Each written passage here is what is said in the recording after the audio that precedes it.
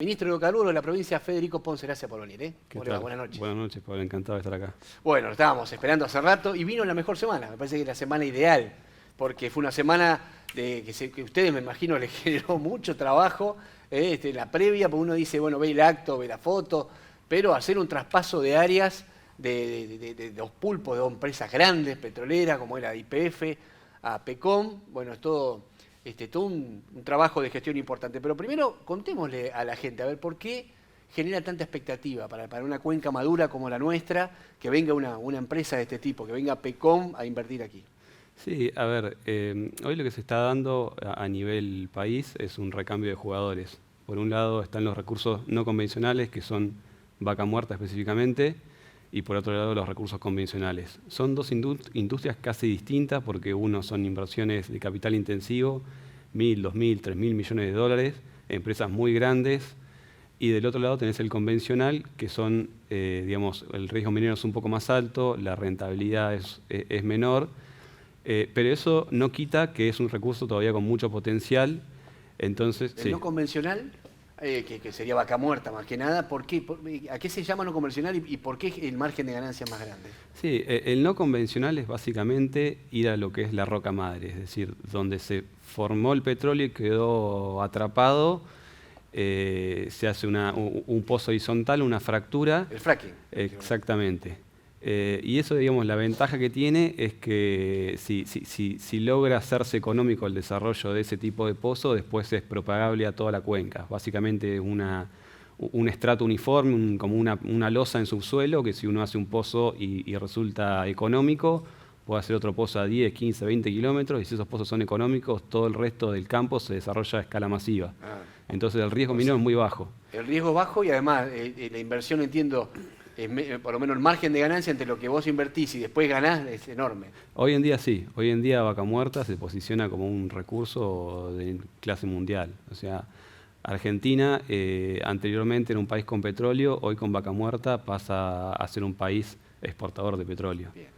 Y el sistema convencional que tenemos, que, a ver, pero yo lo digo porque no soy entendido el tema, la clásica cigüeña, por ejemplificarlo en una imagen, digamos. No, la diferencia es que en el sistema, en los reservorios convencionales el petróleo migra de esa roca madre hacia trampas, o sea, son estructuras en el subsuelo donde queda atrapado el petróleo. Entonces lo que se hace es ir a perforar y encontrar esas trampas en el subsuelo que están a 2, 3, 4 kilómetros de profundidad, y a través de las cigüeñas, o si sea afortunadamente la posibilidad de que surja, también se recupera de esa forma. Pero bueno, digamos, Lleva más tiempo. la diferencia que tiene es que es un poco más económica la perforación, porque no demanda este proceso de estimulación, de fractura, pero al mismo tiempo los entrampamientos son más acotados. O sea, uno puede perforar un pozo en una ubicación y a los 300 metros que el pozo sea, o sea, hacer una nueva perforación y que el pozo resulte estéril, que no encuentre hidrocarburo alguno. Pero de vuelta, los dos son recursos económicos. El convencional que hay en nuestro país todavía tiene mucho potencial, y lo que vemos como oportunidad en este tipo de cambio de jugadores es que hay empresas que están específicamente concentradas en este tipo de recursos convencionales.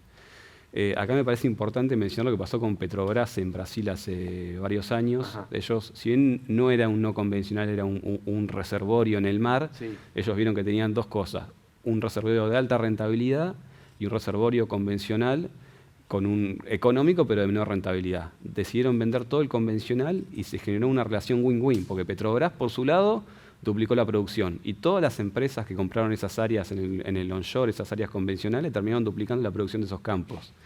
Y ahí tomaron operación varias empresas, incluso PECOM hoy está prestando el servicio de operación y mantenimiento de algunos campos allá en Brasil, y eso también lo que los motivó a buscar oportunidades de explotación acá en Chubut, en Argentina mejor dicho. Afortunadamente en Chubut se dio la cesión esta, y ellos están poniendo todo su foco en este tipo de reservorios. Están enfocados fuertemente en lo que es recuperación terciaria, que se aplica especialmente a este tipo de campos maduros, y ahí creemos que es donde va a permitir cambiar la tendencia, digamos, de disminución de la producción y recuperar los niveles de producción. Claro, porque ¿cuál es el enfoque? Porque uno lo que piensa es, bueno, para YPF no eran interesantes, por alguna, no sé, evaluación que tiene esa empresa, de dónde le conviene invertir, de dónde no le parece tan interesante y dice, bueno, son áreas marginales. Tendríamos que explicar a qué es un área marginal y por qué para una empresa no es interesante y viene otra y dice, no, no, yo acá sí voy a invertir porque puedo sacar rédito, digamos, ¿no? Sí, ahí juega mucho el concepto de costo de oportunidad. YPF tiene un portafolio enorme de negocios y de áreas petroleras y tiene algunas que son más rentables, caso no convencional, y otras que son menos rentables. Quizás ni siquiera llegan a ser marginales, quizás son muy buenos activos, pero cuando compiten contra otros que tienen una rentabilidad mucho mayor, YPF obviamente decide alocar los recursos económicos en los pozos que más rinden. Entonces, por eso mismo fue que tomó la decisión de vender los activos que no le resultan más atractivos y concentrarse en eso que sí, que es vaca muerta y algunos proyectos exportadores. No solo esto pasa a nivel de áreas petroleras, sino también a nivel de negocio. Por ejemplo, hoy nos enterábamos que ya oficializó YPF la decisión de vender Metrogas, que era un activo que ellos consideran no estratégico y por eso también avanzan en la venta de eso. Sí, no puedo evitar pensar cuando lo escuchaba de lo que es la historia de YPF igual, ¿no? YPF no sería YPF sin los pozos de nuestra provincia, sin toda la zona de la cuenca y cercana a Comodoro, ¿no? Donde nació como una empresa estatal hace más de un siglo y bueno, y ahora dice, bueno, ya está, ya lo exprimí, ya saqué todo lo que pude y tengo interés en otro lado. No se fue del todo, igual usted nos contaba en la nota anterior que todavía YPF sigue en nuestra provincia, pero está claro que tiene la mirada puesta en otro lado, me parece, ¿no? Sí, sí, hay un sentimiento de arraigo muy fuerte de toda la gente con YPF. De hecho, el petróleo y YPF nacieron en la cuenca. Pero bueno, por un lado, como bien decís vos, no se va YPF, se queda con el activo más importante en lo que es convencional hoy para YPF, que es Manantiales Ver, y que es más o menos un 70-80% de la producción que tiene hoy en la provincia, eso lo mantiene. Y por otro lado, digamos, estos bloques que no estaban recibiendo el nivel de inversión que requerían, los tomó otra empresa que los va a desarrollar de una manera más intensiva, así que eso lo vemos como un signo positivo hacia adelante. Bueno, hubo todo un proceso previo me dijeron que usted tuvo mucho que ver ahí para decir, bueno, va para esta empresa, ¿no? Es decir, hubo una evaluación, creo que también ahí puede haber participado una mirada nacional, para decir por qué se queda Pérez Compán finalmente, porque creo que una de las pujas era, bueno, todo el combo de áreas va para una misma empresa o se repartían en distintas empresas, por ejemplo, ¿no? Sí, en realidad eso se resolvió en el ámbito privado. YPF hizo lo que llaman el Plan Andes, que eran 55 áreas que salían a la venta. En Chubut habían tres concesiones involucradas, dos que eran, digamos, operadas por YPF. Y casualmente la empresa que hizo la mejor oferta por estas dos áreas fue PECOM. Y esto, digamos, desde el punto de vista de la provincia como autoridad de aplicación, le simplificó mucho el trabajo a la provincia, porque cuando uno mira balance, cuando uno mira el staff técnico de la empresa, es una empresa que cumple con todos los requisitos para operar este tipo de yacimientos. Entonces, bueno, eso obviamente nos ayuda a acreditar todo o avanzar con los expedientes de manera más rápida. ¿Es una empresa nacional? O bueno, en esto de las empresas que reciben capitales de distintos lugares, porque uno asocia ese apellido, ese nombre a una de las históricas familias. Sí, sí, la accionista principal es la familia Pérez Compán, ahora está encabezada por Luis. Son descendientes del conocido Goyo Pérez Compán, ¿no? Sí, exacto. Y bueno, y parte de alguna, es un holding muy grande, tiene más de 7.000 empleados y tiene algunas de las empresas que están dentro de ese holding que cotizan en bolsa, acaso Molinos Agro, Molinos Río de la Plata, y otras que no, como Pérez Compán, aunque sí están listadas en el mercado de capitales para, obviamente, o sea, muy diferenciada además la producción. O sea, sí. Me ha nombrado algo que tiene que ver con los alimentos y el agro, por ejemplo. Sí, sí, sí. O sea que, bueno, Pérez Compán vino con la mejor oferta. Tengo entendido son, corríjame, 157 millones en 3 años. La inversión que ellos tienen previsto ejecutar es de 157 millones en los próximos 3 años, en ambas áreas. Pero bueno, esto también se va... Eso al lado de lo que venían recibiendo es enorme, o sea, en áreas que estaban medio abandonadas, digamos. Sí, sí, pero además vemos también, digamos, una asignación más eficiente de la inversión, porque como te decía, ellos ya vienen con todo el expertise de lo que fue la recuperación terciaria de Manantiales Ver. De hecho, llevaron a mucha del cuadro técnico que hizo esos proyectos y se van a enfocar en eso. También se van a enfocar en lo que es recursos en exploración, en la perforación de pozos de primaria, digamos, en todas las etapas del proceso, pero acá donde hay mayor cantidad de recursos identificados, donde van a concentrarse. Bien.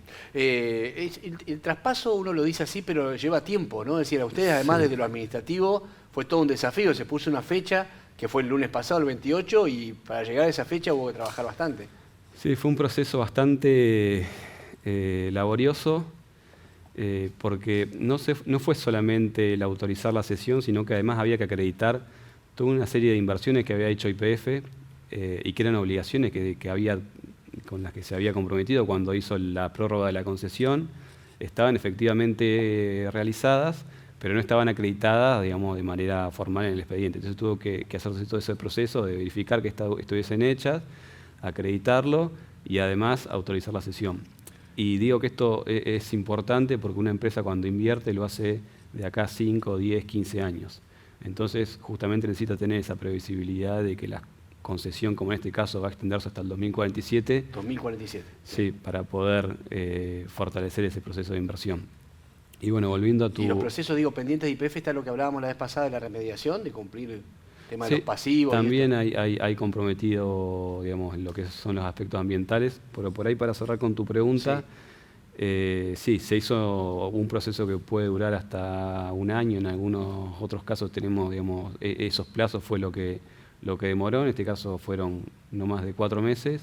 Y de hecho, cuando uno mira las 55 áreas del Plan Andes, esta fue la primera área que se formalizó el traspaso. Tiempo récord, que los corrió el gobernador, le puso el objetivo, dijo hay que llegar y hay que llegar. Bien, sí. Me imagino que relajado. Ahora, por algo no nos podía visitar los programas pasados, cuento porque lo invitábamos, estaba pleno trabajando el ministro, ¿no? Y ahora, hasta que se hace cargo PECOM también lleva un tiempito, ¿o no? Hay un solapamiento entre las dos operaciones. Hay gente que ya se traspasó hace un tiempo cuando empezó todo el proceso. Hay algunos contratos que se empiezan a traspasar ahora. Digamos, el solapamiento en sí van a ser 30 días y después van a haber algunas cosas que por ahí demoran un poco más, pero lo que se busca es que sea ordenado. No pero ya trabajando, ¿qué estarían? ¿De fin de año? Trabajando a pleno. Sí, antes de fin de año tiene que estar todo cerrado. ¿Y esto que desde el punto de vista laboral, para puestos de trabajo, para reactivar esas áreas, también digamos, estamos hablando de una inversión que seguramente después repercutirá, ¿por qué no?, en regalías para la provincia, etcétera, pero pensando en el ámbito laboral específicamente, ¿no? Sí, a ver, un poco lo que justamente hablábamos con un colega tuyo hoy es de ese punto. Hoy mucha de la actividad que llevaba YPF había quedado en stand-by, o sea, como un periodo de no invertir, digamos, a la espera de que se haga la transición. Entonces, ahora que ya está este operador y que tienen claro cuál va a ser el plan de inversión, eso se va a reactivar. Y en cuanto al personal, lo que hay que también mirar es la productividad. Enfocarnos en que aumentar la producción, aumentar la eficiencia del trabajo en sí, y creo que de esa forma vamos a poder, digamos, desarrollar la actividad en armonía y sin que se comprometa ningún puesto laboral. Pero había gente que ya venía trabajando con YPF que va a continuar con esta nueva empresa, eso se habló en las condiciones, digamos. De hecho, un reclamo que hizo la provincia y los sindicatos cuando se inició todo el proceso fue que se garantizara eso. Entonces, específicamente en el contrato de compraventa hay pautada una cláusula donde dice que la gente tiene un año de continuidad obligatoria. Bien. Son 2 áreas, ahora que queda propiedad total hasta el 2047 de PECOM, y hay una tercera área que va a llevar un tiempito más porque ahí hay una sociedad 50 y 50, ¿puede ser? Sí, en realidad son 2 áreas que adquiere PECOM. Una que fue la que se hizo el traspaso de este lunes y la otra que es un área que se llama Campamento Central Cañón Perdido, que está en asociación con la empresa de capitales chilenos Enapsi Petrol. Al tener 50 y 50, lo que hay es una demora porque tienen que haber, digamos, autorizaciones internas dentro del consorcio. Una de esas autorizaciones, que es el derecho de preferencia, no se ejerció. Esto quiere decir básicamente que PECOM puede comprar sin ninguna oposición de la otra parte, y ahora lo que se tiene que definir es la operación. Entonces nosotros estamos trasladando esta inquietud también a las 2 compañías porque me parece que Esto no puede depender de una decisión de un tercero, tenemos que ser ágiles, rápidos, porque acá hay muchos puestos de trabajo e ingresos para la provincia atrás, no solamente un hecho comercial entre dos compañías. Bien. ¿Hay más áreas marginales de este tipo para licitar en breve o el año que viene? Sí, hay por lo menos 7 bloques que tuvieron producción, que tienen potencial de exploración. Son áreas marginales que hoy están inactivas, pero un poco la visión del gobierno fue esperar a que se genere este traspaso. ¿Y por qué digo esto? Porque al haber nuevos jugadores en la cuenca, como es el caso de PECOM, eso les permite también mirar alrededor y buscar áreas que tengan recursos para explorar y complementar los yacimientos que ya tienen adquiridos. O sea, sería lógico que si PECOM, por decir un ejemplo, se instala y empieza a trabajar bien, también le interese continuar con otras áreas. Exacto, sí. Bien. Pero para eso tiene que tener asegurada una unidad productiva básica. En este caso va a tener una producción, una estructura fija y eso le va a permitir también desarrollar estos campos donde el riesgo es más alto y también está el potencial, digamos, de hacer descubrimientos comerciales.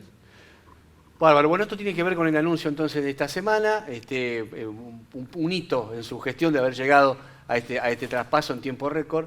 Quiero preguntarle, porque la información que nos llegó los otros días, y acá me meto en terreno que apelo a su capacidad de ser claro y explicar, porque no somos especialistas, pero digo, bueno, lo veo al gobernador muy entusiasmado con la eliminación de aranceles a los polímeros. Dice, bueno, esto para la industria, que bueno, estaría bueno explicarlo, a ver en qué consiste y por qué es importante. Esto es algo que se logró una gestión a nivel nacional. Sí, ahí por ahí voy a hacer una síntesis de cómo es el proceso productivo del petróleo. Hay está lo que se llama producción primaria, que es básicamente perforar los pozos y extraer por bombeo la producción desde los reservorios que están a 1, 2, 3 kilómetros. En un punto de tanto extraer ese hidrocarburo del subsuelo, cae la presión, cae el caudal que se puede sacar, entonces llegan a un límite económico. Entonces ahí se pasa lo que se llama la secundaria. La secundaria es básicamente inyectar agua en unos pozos, barrer el petróleo residual que queda almacenado en la roca y recuperar el agua con el petróleo en otros pozos. Hoy la mitad de la producción en la cuenca prácticamente es por recuperación secundaria.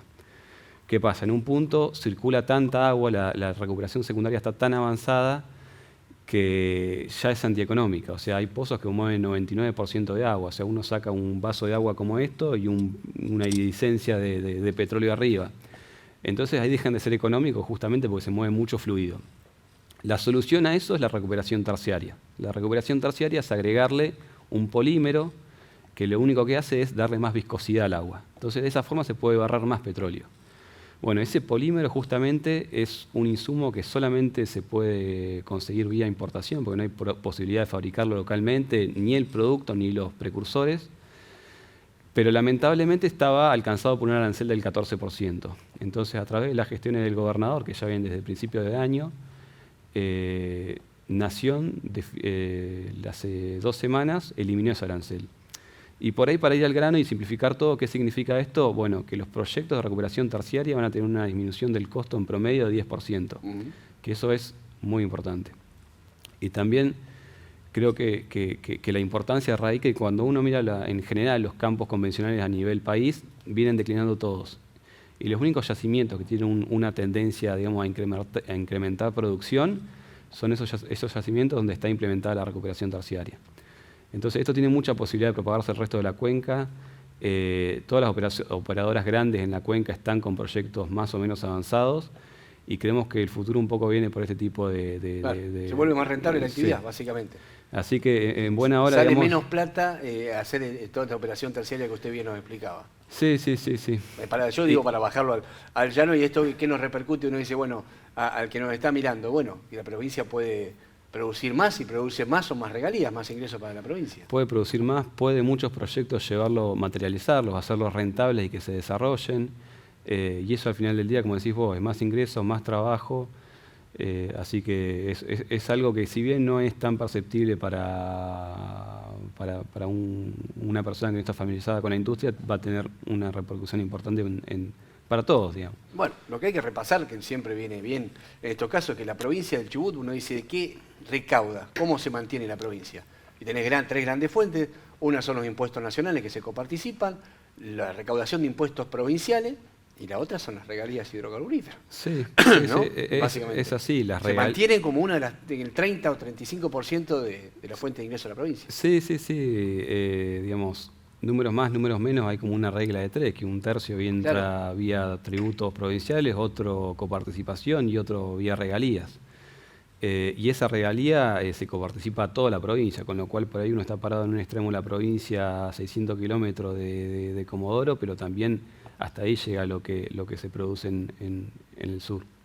Bueno, para cerrar un poco el tema de hidrocarburos, después pasar a algunas otras cuestiones, que tiene un ministerio grande, importante, estuvo presente en la Oil and Gas, que es decir, que la feria más importante a nivel nacional, ¿no? Que se hizo, creo, en Neuquén, fue hace unos días atrás.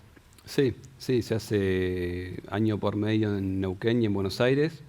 Este año tocó en Neuquén y tuvimos presencia tanto en el stand como en algunos eventos asociados, justamente como decís en Neuquén. ¿Y ahí para qué sirven, digamos? Se hacen rondas de negocios, se Sí, puede mostrar lo que se está haciendo aquí en la provincia. es un espacio de interacción para todas las empresas que están involucradas en la industria petrolera. Empresas de servicio, empresas operadoras, nuevas tecnologías, y eso lo permite ese intercambio, digamos, intercambios comerciales, nutrirse de nuevas tecnologías. En el caso de la provincia también es importante para promocionar cuál es el recurso hidrocarburífero que disponemos, cuáles son las medidas de incentivo que se dan desde la provincia, transmitir cómo nosotros apuntamos a reactivar la actividad y de esa forma también captar inversiones. Entonces, digamos, para cualquier Estado o empresa productora de hidrocarburos es clave estar presente en ese evento.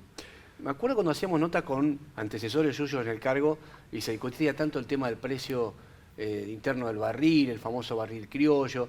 ¿Esa discusión por ahora está saldada? Digamos, las decisiones que ha tomado el Gobierno Nacional en esta materia han favorecido a reclamos históricos de la provincia, que después vienen reclamos para atrás, de cómo ha sido perjudicada en los ingresos, pero actualmente está equilibrado esto. Sí, hoy estamos en niveles de paridad de exportación.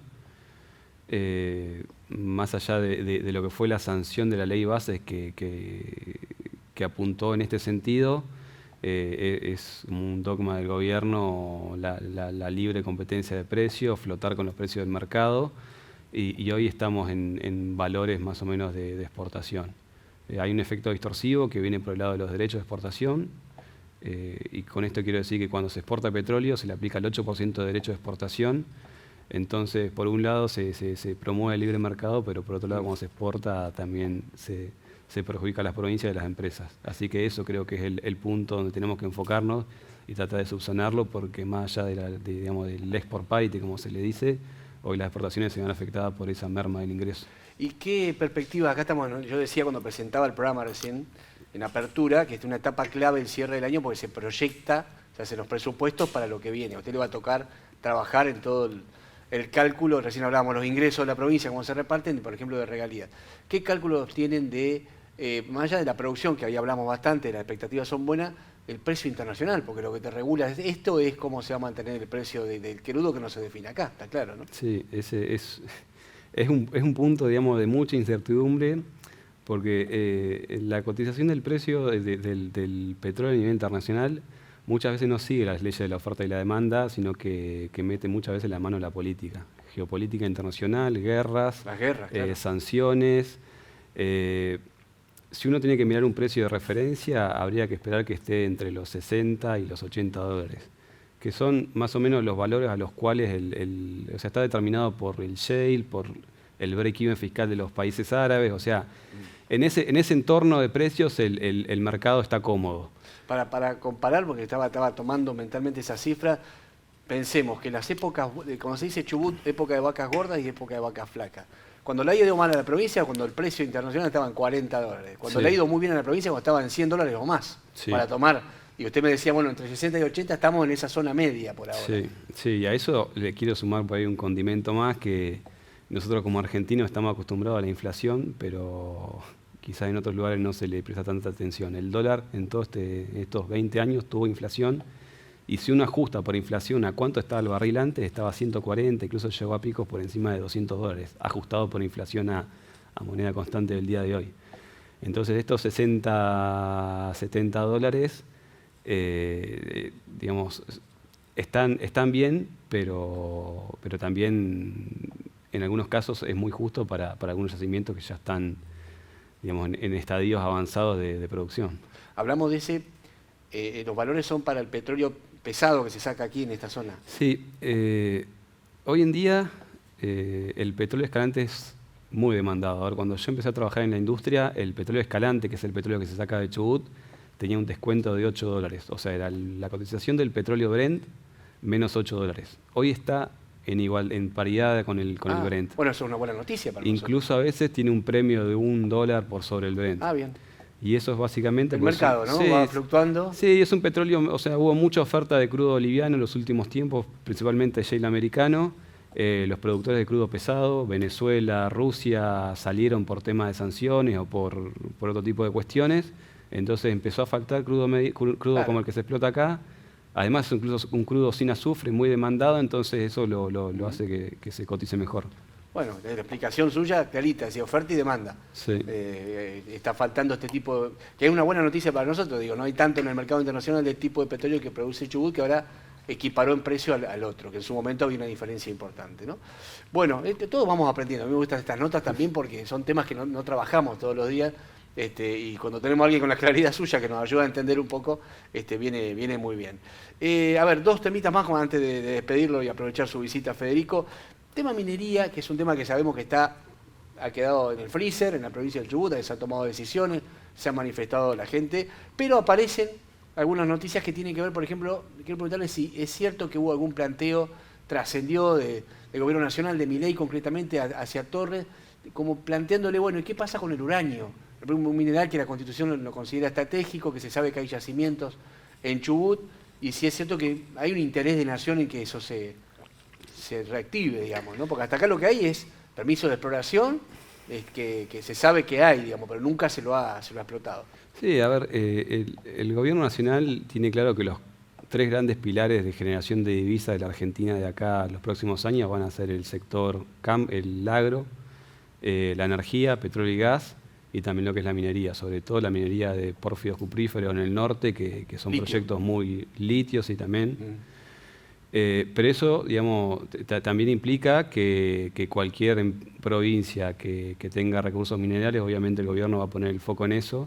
En el caso de Chubut tiene recursos de uranio muy importantes, pero bueno, yo creo que al final del día de lo que depende eso es de la licencia social y que además la provincia es la titular del recurso, con lo cual creo que primero hay que reconstruir eso y sin esa licencia social nada es viable. Igual no sería el mismo tipo de explotación ni consulto que el de oro y plata, que es lo que más ha trascendido en los yacimientos, otro tipo de sistema. El uranio a nivel internacional se explota por un método que es muy similar al proceso productivo del petróleo, o sea, es inyectar agua en un pozo y recuperar en otro con la solución donde viene el uranio. Entonces no es como una explotación a la cual vemos en las imágenes que se hacen esos grandes socavones, es otro tipo de explotación. Bien. Bueno, aclarado el tema entonces, puede haber algún planteo de nación, pero está claro que hay una soberanía de Chubut sobre sus recursos naturales que se valorará en cada momento. Y bueno, y por último, se ha presentado, creo que con la diputada Romero a la cabeza, ha estado el gobernador Torres en el Congreso, una ley de promoción de lo que es la producción de hidrógeno verde, algo que nos interesa mucho, que ustedes lo han planteado varias veces, como que el futuro va por ahí, ¿no? Sí. A ver, traigo a colación un poco lo que fue la visita del gobernador Torres al proyecto de Ichico, que es una planta de hidrógeno, que si bien es un piloto de escala industrial y que funciona desde el año 2009 en Chubut. Es el primer piloto de Sudamérica. Y ese piloto demostró que es factible la producción y la escalabilidad de ese tipo de proyectos de hidrógeno verde. El desafío es en cómo masificamos eso para poder exportar ese hidrógeno. Y para eso es fundamental tener un marco normativo adecuado. De hecho, el RIGI para este tipo de proyectos no los contempla, digamos. Tienen otros plazos y necesitan una normativa específica. Entonces fue por eso que la diputada Romero, digamos, hizo la presentación de este proyecto, que justamente va en el sentido. Lo que busca es generar un marco normativo adecuado para que se puedan hacer este tipo de proyectos de exportación de hidrógeno, como urea, como amoníaco, pero que esté alcanzado por medidas fiscales que permitan que se desarrolle. Y acá es importante considerar que compartimos contra el mundo. O sea, hoy, si bien es muy incipiente a nivel mundial, tenemos que adelantarnos y ser rápidos porque si no vamos a perder el lugar contra otros estados. O sea, básicamente, a lo que apunta el proyecto tiene que ver con dar beneficios a la inversión. Sí, beneficios a la inversión, disponibilidad de visas, digamos, cuestiones que quizás en otro país son... O sea, similar a lo del sí. RIGI, pero más apuntado específicamente a este tipo de Sí, producción. y lo más importante es seguridad jurídica, porque Claro. proyectos de inversión de tan largo plazo, si no hay seguridad jurídica, ninguna empresa va a venir a invertir. Bien, Federico, gracias. Ha hecho docencia un poco. Gracias por la claridad, que son temas muy, muy específicos y sé que son mucho más técnicos de lo que usted lo explicó, pero por lo menos de la manera que lo explicó, a mí me quedó claro, lo entendí y yo quiero remarcarle también a la audiencia que la importancia económica que esto tiene. Más allá que uno puede decir, bueno, ¿qué me importa a mí? No, tiene que ver con uno de los ingresos más importantes de la recaudación que tiene la provincia del Chubut. Por eso es de relevancia para nuestro programa también. Así que gracias por haber venido, ha sido muy amable. Gracias, Pablo, por la invitación.